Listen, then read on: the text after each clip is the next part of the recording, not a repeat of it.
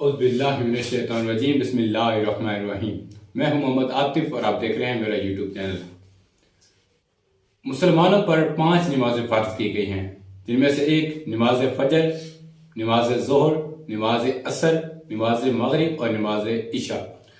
جن کے بارے میں حضور اکرم صلی اللہ علیہ وسلم نے کا ارشاد گرامی ہے کہ نماز میری آنکھوں کی ٹھنڈک ہے۔ مطلب اگر ہم نماز ادا کرتے ہیں تو حضور صلی اللہ علیہ وسلم کو سکون ملتا ہے۔ اور آج ہم نماز فجر کی کچھ رازوں کے بارے میں جانیں گے جو ہمیں نہیں پتا، اور انشاءاللہ یہ ویڈیو آپ کے لیے بہت انفارمیٹو ویڈیو ہوگی، جس کو جاننے کے بعد انشاءاللہ آپ ایک 5 وقت کے نمازی بنیں گے۔ تو چلتے ہیں ویڈیو کی طرف۔ کبھی آپ کے ذہن میں یہ سوال آیا ہے کہ اللہ نے ہمیں فجر کے وقت جاگنے کا حکم کیوں دیا ہے؟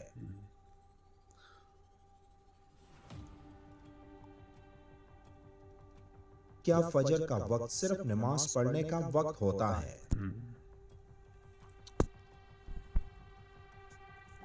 یا اس وقت کے پیچھے ایک راز پوشیدہ ہے؟ وہ راز کیا ہے؟ اس راز کو جاننے سے پہلے ضروری ہے کہ ہم نماز کے بارے میں جانیں، جو ہم پر دن میں 5 مرتبہ پڑھنا فرض کی گئی ہے۔ اور یہ 5 نمازیں کس طرح فرض ہوئی، اس کے پیچھے بھی ایک شاندار وجہ ہے، جس وجہ کا مظاہرہ سفر معراج میں اس وقت ہوا جب حضرت محمد صلی اللہ علیہ وآلہ وسلم اللہ سے ملاقات کے لیے وقت کے انتہائی مختصر حصے میں 7ویں آسمان سے بھی آگے تشریف لے گئے تھے۔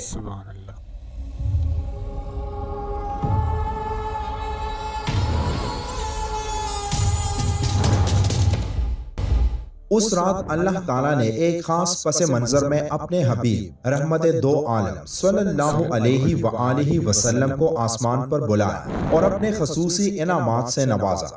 اس مبارک سفر میں اللہ تعالیٰ نے اپنے قرب خاص سے نوازا، انبیاء کرام سے ملاقاتیں کروائی، جنت و جہنم کا مشاہدہ کروایا، اور نیکیوں کے اجر و ثواب اور بروں کے انجام و عذاب کا نظارہ کروایا۔ اس عظیم سفر میں بہت سے انعامات سے نوازا گیا، جن میں ایک خاص انعام امت کے لیے نماز کا تحفہ بھی ہے، اور قیامت تک کے لیے انسانوں کو اپنے معبود اور خالق سے قریب تر کرنے کا عظیم تحفہ اور عبادت یعنی نماز اسی سفر میں عطا کی گئی۔ معراج کی رات جب آپ صلی اللہ علیہ وآلہ وسلم کو اللہ نے 50 نمازوں کا حکم دیا تو حضرت موسیٰ علیہ السلام کے کہنے پر آپ نے اللہ سے 50 نمازوں میں نرمی کی درخواست کی،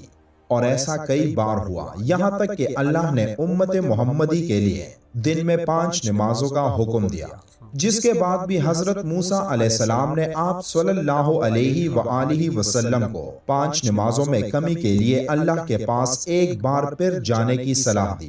لیکن تب آپ صلی اللہ علیہ وآلہ وسلم نے فرمایا کہ میں نے اپنے رب سے کئی مرتبہ درخواست کر لی ہے، یہاں تک کہ اب مجھے حیا آ گئی ہے، اور اب میں راضی ہوں اور اس حکم کو ہر طرح سے تسلیم کرتا ہوں۔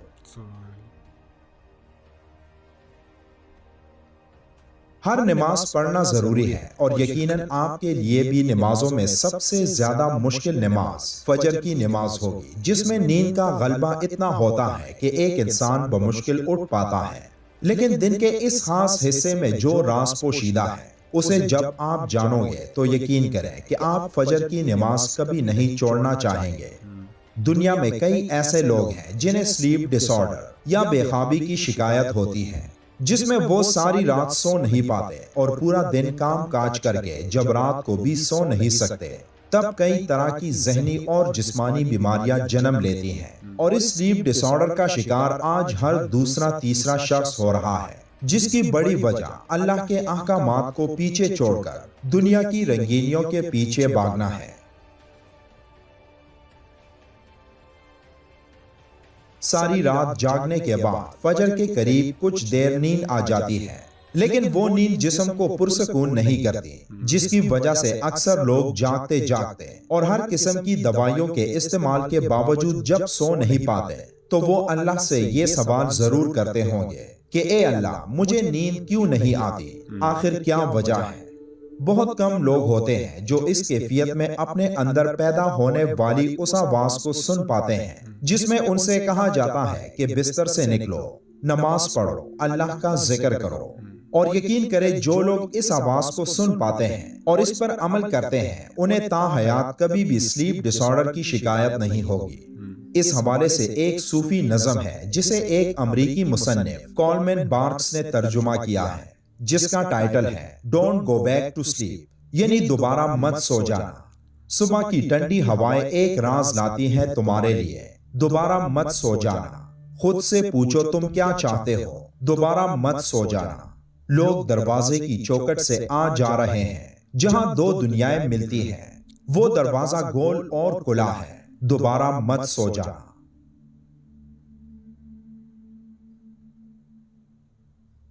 اس نظم میں بیان کردہ دروازہ ہماری دنیا اور اس دوسری دنیا کا ہے جہاں سے فرشتے ہر صبح اور شام کو اترتے ہیں، جن کا ذکر اس حدیث پاک میں ملتا ہے جس میں آپ صلی اللہ علیہ وآلہ وسلم نے فرمایا ہے کہ رات اور دن میں فرشتوں کی ڈیوٹیاں بدلتی رہتی ہیں، اور فجر اور عصر کی نمازوں میں ڈیوٹی پر آنے والے اور رخصت پانے والوں کا اجتماع ہوتا ہے۔ پھر تمہارے پاس رہنے والے فرشتے جب اوپر چڑھتے ہیں تو اللہ تعالیٰ پوچھتا ہے، حالانکہ وہ ان سے بہت زیادہ اپنے بندوں کے متعلق جانتا ہے، کہ میرے بندوں کو تم نے کس حال میں چھوڑا؟ تو وہ جواب دیتے ہیں کہ ہم نے جب ان کو چھوڑا تو وہ فجر کی نماز پڑھ رہے تھے، اور جب ان کے پاس گئے تب بھی وہ عصر کی نماز پڑھ رہے تھے۔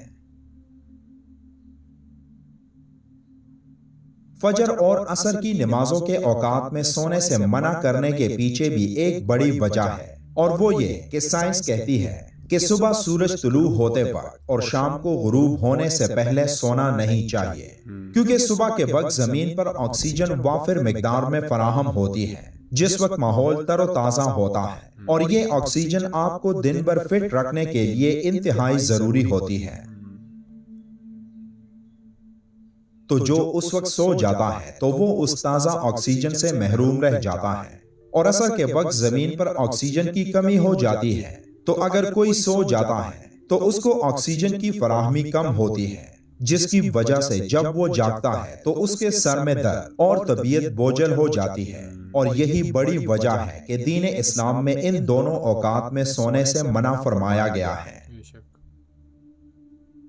رسول کریم صلی اللہ علیہ وآلہ وسلم نے فرمایا، طلوع شمس سے پہلے اور غروب شمس سے پہلے نماز ادا کرنے والا جہنم میں ہرگز داخل نہیں ہوگا۔ نماز فجر کے بارے میں ایسے بے شمار فضائل اور بھی ہیں جن کو ہم نہیں جان سکتے، اگر انسان ان کو جان لے تو کبھی کوتاہی نہ کرے۔ رسول کریم صلی اللہ علیہ وآلہ وسلم کا فرمان ہے، اگر وہ لوگ عشاء اور فجر کی فضیلت کے بارے میں جان لے تو وہ ضرور بالضرور ان نمازوں میں حاضر ہوں، چاہے ان کو خود کو گھسیٹتے ہوئے ہی آنا پڑے۔ اب آپ خود اندازہ کیجئے کہ ایک طرف ان دونوں نمازوں کی اتنی فضیلت و اہمیت ہے، اور دوسری طرف ان کی ادائیگی میں کتنی سستی اور لاپرواہی برتی جاتی ہے۔ اللہ تعالی ہم سب کو 5 وقت نماز پڑھنے کی توفیق عطا فرمائے، آمین۔ ویڈیو کے آخر میں ایک بار درود شریف پڑھنا مت بھولیے گا۔ ملتے ہیں ایک اور اچھی سی ویڈیو میں، تب تک کے لیے اللہ حافظ۔ ماشاءاللہ، بہت ہی انفارمیٹو ویڈیو ہمیں دیکھنے کو ملی، اور جس میں ہم اکثر 2 غلطی کر جاتے ہیں، وہ کہ جب ہم فجر کی نماز کے وقت سوئے ہوتے ہیں، مطلب ارلی مارننگ جب ہم سوئے ہوتے ہیں، اور پھر جب عصر کا وقت ہوتا ہے اور اکثر ہم کام کاج سے فارغ ہو کے تھک ہار کے آتے ہیں گھر تو پھر ہم سو جاتے ہیں، تو یہ اس کو اسلام میں بھی منع کیا گیا، اور ویسے بھی اس سونے سے ہمیں بہت نقصان ہے۔ اور پھر سفر معراج کے بارے میں آپ نے سنا کہ